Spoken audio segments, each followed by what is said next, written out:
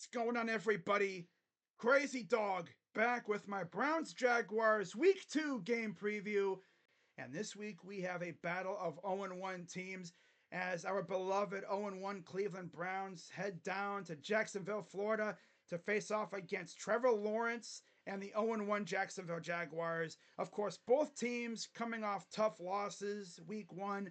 The Browns, we all saw what happened to them against the Cowboys, right? They didn't look good at all from the beginning. Or as I said, they weren't locked in, right? They were unserious. I mean, they didn't even get serious until the third quarter, and by that time, it was too late. The deficit was already too much.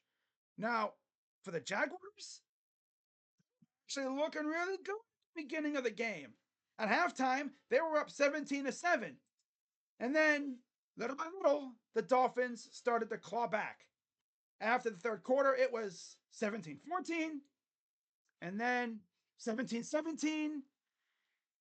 And then, of course, the Dolphins would go down and win the game with a Jason Sanders game-winning field goal to win the game 20-17. Absolute brutal way to lose a game if you're the Jaguars. And now they got the Browns coming to town. And the Browns are trying to get that stink of last week out of their system because that was horrible, right? Like, we had to wait until 4:25 to watch that garbage. We had Myles Garrett and Grant Delpit hanging out in the Mooney lot before the game. Spidey was even in attendance.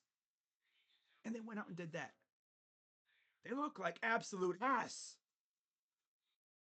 God, can't have that again, that's for sure. Now, the good news is the Jaguars don't have CeeDee Lamb, Micah Parsons. Nope. Nope.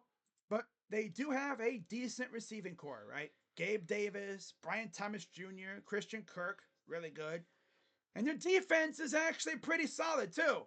I mean, up front, you have Trayvon Walker, Josh Hines Allen. Yes, for those wondering, that is Josh Allen, but he low-key changed his last name. He's now Hines Allen. You have Devon Hamilton, Roy Robertson Harris. Secondary's kind of eh. I mean, they did lose Tyson Campbell. I'll get into that in a minute. But yeah, they have Ronald Darby, who Amari Cooper knows very well. You know, solid team overall. And of course, they're coached by Doug Peterson, who Jim Schwartz knows very well from his days in Philadelphia. In fact, they won a Super Bowl together.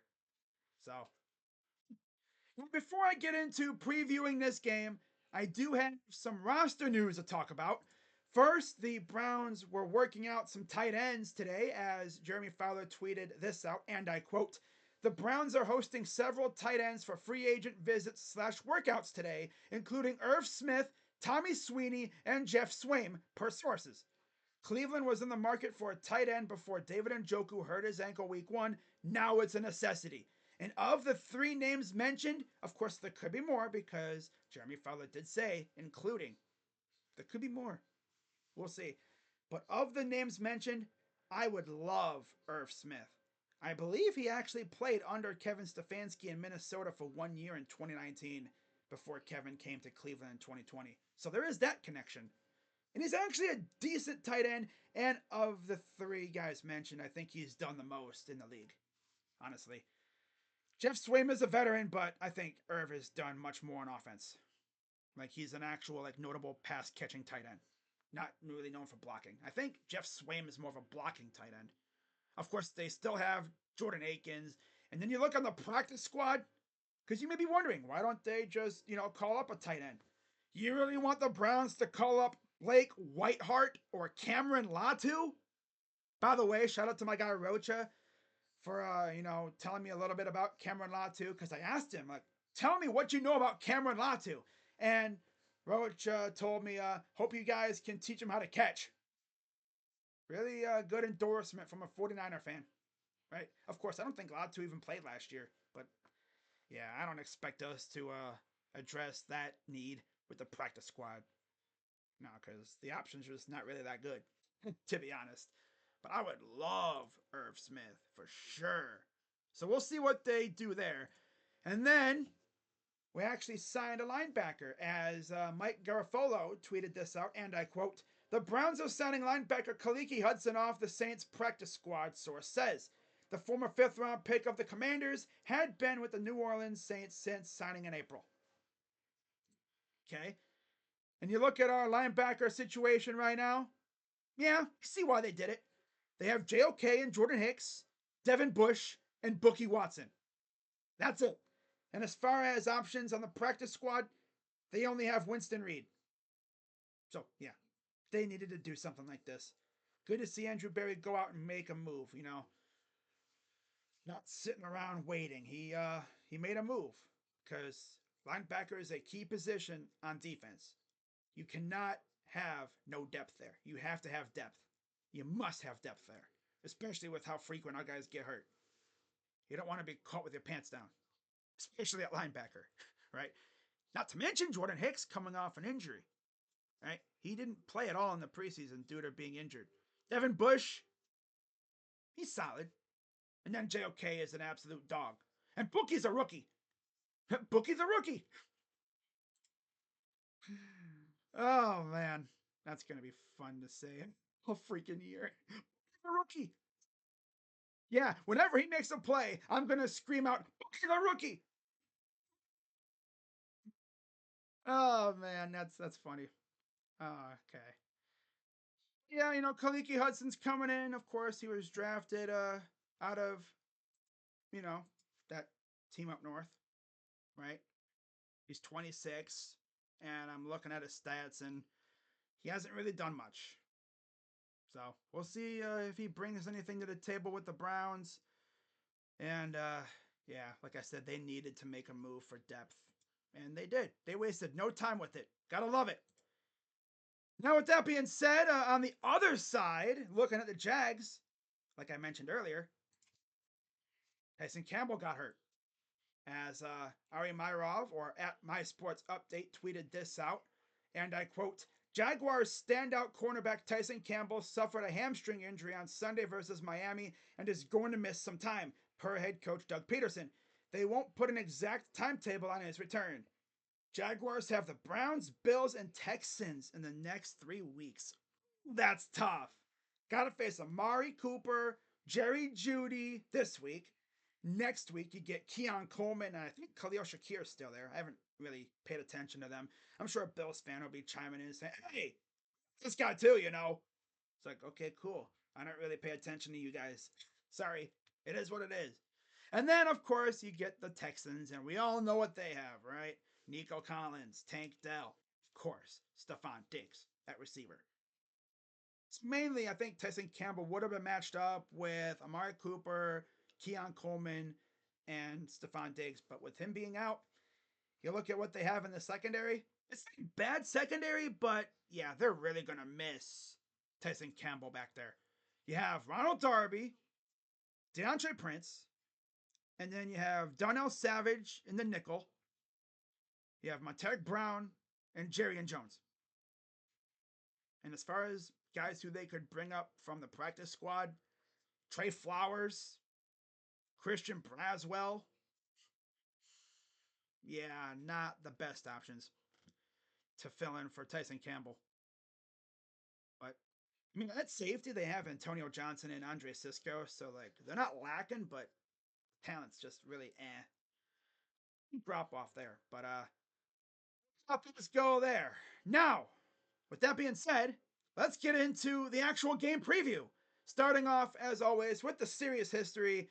And the Jags lead the series 12-7. The Browns have won 2 in a row. Of course, last year we faced off Joe Flacco leading the Browns offense, and Browns eked out a W at home on their way to another playoff berth. The Jags, of course, were in the midst of a collapse with an injured Trevor Lawrence, who for some reason decided to keep playing even though he was really banged up. And this year, he is fully healthy, ready to go. So it's going to be a challenge. And of course, this is the first time the Jags are facing the Browns with Deshaun Watson. Yeah. So we'll see how things go. But yeah, overall, Jags lead the series 12-7. Cleveland's last win last year. And the last time the Jags beat us was 2017, of course, when the Browns were ass and they went winless. Yeah, hopefully we can go out and win our third in a row against the Jags and get to 1-1 with the Giants coming to town next week. I mean, like I've mentioned before, to some people I know, this is a chance for the Browns to win four in a row. Four very winnable games coming up. Jags, Giants, Raiders, Commanders. We could be going into that Eagles game week 6 at 4-1 at best. We'll see how it goes though. Just need them to go out here, take it one game at a time, and take care of business on Sunday and get ready for the Giants after that. Now, getting into my keys to victory. It's pretty simple. Number one, offense gets going early. I'm talking go out there, opening drive, get a touchdown, right? Defense goes out there, clamps down. Offense goes back out there, gets a touchdown. Put the Jags in a hole early. Let the defense go out there, pin their ears back, and go hunting, right? I don't need a slow start from this offense because its defense will most likely hold it down. But I need the offense to show that they're serious because they were very unserious last week against the Cowboys. Of course, the Cowboys defense is actually really damn good with that new coordinator, Mike Zimmer. But yeah, safe to say the Jags don't have a Trayvon Diggs or Micah Parsons or Demarcus Lawrence.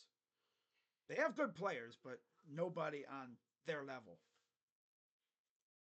It'll be interesting to see how the offense looks, though. But I need the offense to go out there and set the tone this week. I talked about the defense setting the tone last week. I need the offense to do that this week, right? Go out there and get us the lead early, and then the defense can just go out there and just go hunting. It's pretty much like the Guardians, right? Guardians go out there, they score first, and then set the table for the bullpen, right? By the way, how about Joey Cantillo last night? Dude had a perfect game going. He was doing exactly what Alex Cobb was doing. Freaking crazy, right? Now, number two, make life hard for Trevor. Not much else to say there. Make life hard for Trevor. Just like last year, right? Last year, the Browns sacked Trevor Lawrence 4 times and they picked him off 3 times. If we do that again this year, we win it. Simple as that, right? If you go after Trevor Lawrence, there's a chance he turns the ball over. Especially if you get pressure on him, you maybe force a bad throw, maybe you force a strip sack. Knowing Myles Garrett, he's known for that, right? He can get to Trevor Lawrence right into him to throw the ball, karate chop, ball pops out, we fall on it, and all of a sudden the offense is put in a very good situation.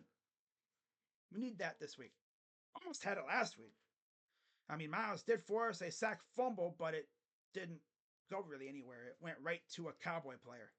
Just bad luck there. I need us to make life very difficult for Trevor, just like last year. Number three was stupid. Right? I'm not trying to swear, but no stupid stuff. I mean, last week, 11 penalties. Unacceptable. I get it. It's week one. Got to work out the bugs. Because, of course, the majority of our offense didn't play in the preseason. But come on, man. 11 penalties? Now, to be fair, the Cowboys had 11 too.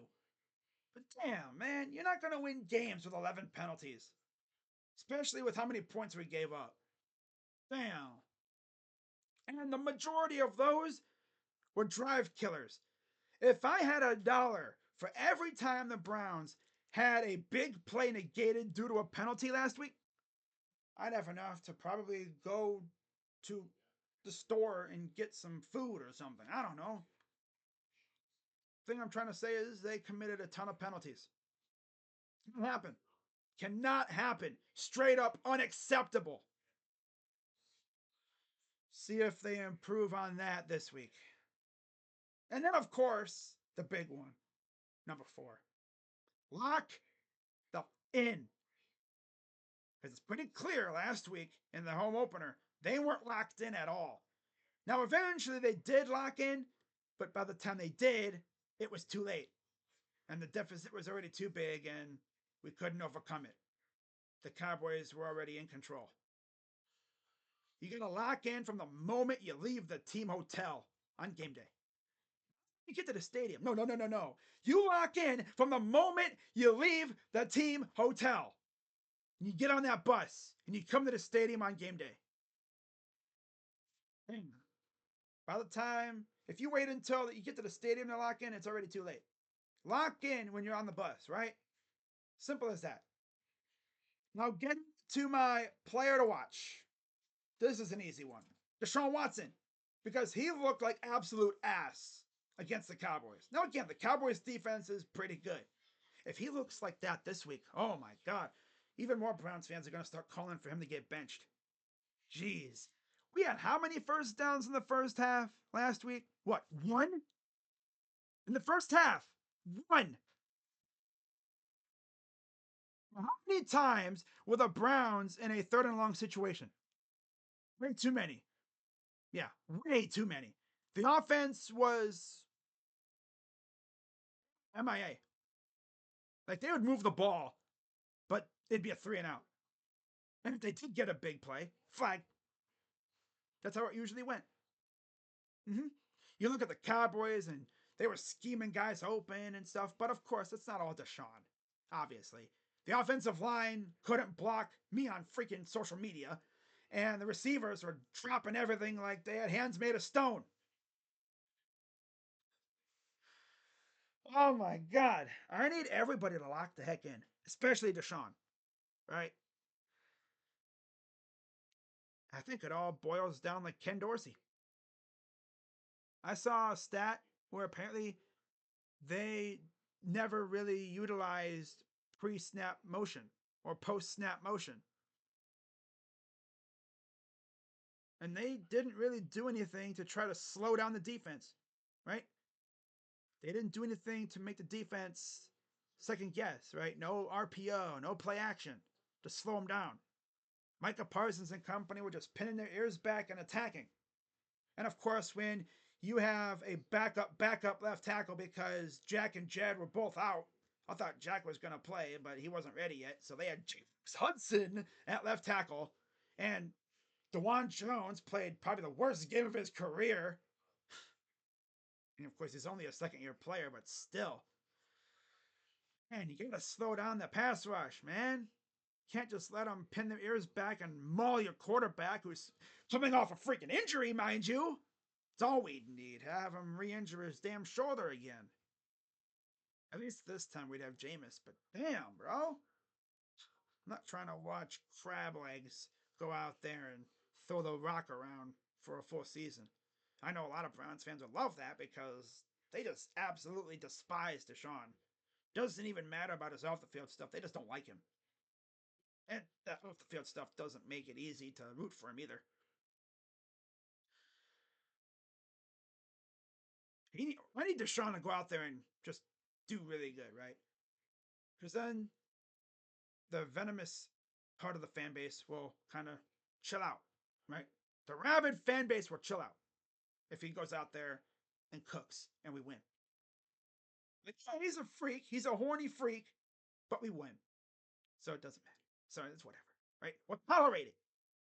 We'll tolerate his horniness because for some reason in Houston, that dude, he was horny. Yeah. But yeah, I'm not going to get into that. But I need Deshaun to go out there and not play like ass. Simple as that. And then my prediction, I'm going Browns win 28-24. I think it'll be another close one. Browns, I'll say, lead 28-21 late in the game.